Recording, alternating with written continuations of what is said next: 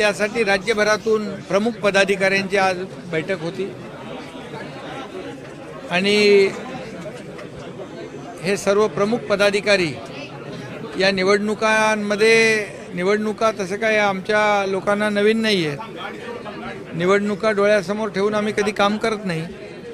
निवडणुका असू द्या नसू द्या पक्षाचं शिवसेनेचं काम चालू असतं, परंतु एक निवडणुकीच्या पार्श्वभूमीवर एक निवडणुकांची पूर्वतयारी म्हणून या ठिकाणी सर्व कार्यकर्त्या पदाधिकाऱ्यांना बोलवलं होतं आणि जी महायुतीने केलेली कामं लोकांपर्यंत पोहोचवणं आणि निवडणुकीमध्ये प्रत्येक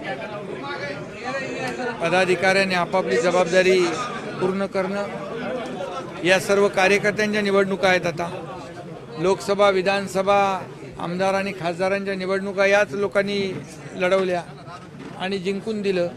त्यामुळे आता कार्यकर्त्यांच्या निवडणुका आहेत, त्यामुळे आमदार खासदार मंत्री सगळ्यांनी मिळून या कार्यकर्त्यांच्या निवडणुका स्वतःच्या निवडणुका जशा लढल्या तशा लढायच्या आहेत आणि आपल्याला यश प्राप्त करायचं आहे।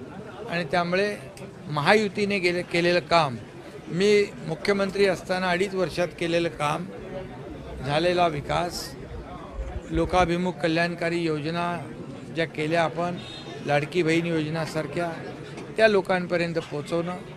आता महायुतीचे मुख्यमंत्री देवेंद्रजी आणि आमची टीम जे काम करते आहे, ही कामं लोकांपर्यंत गेल्या 2.5-3 वर्षातली पोहोचवणं आणि लोकांना संपर्क करणं आणि लोकांमध्ये जाणं, या सगळ्या गोष्टी कार्यकर्त्यांना नवीन नाही।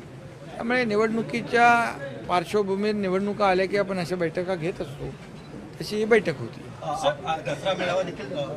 दसरा मेळावा पण जवळ आला आहे। दसरा मेळाव्याची जय्यत तयारी कार्यकर्त्यांनी केलेली आहे आणि दसरा मेळाव्याला देखील महाराष्ट्रातून मोठ्या प्रमाणावर लोक, कार्यकर्ते, पदाधिकारी, शिवसैनिक आझाद मैदानाला येणार।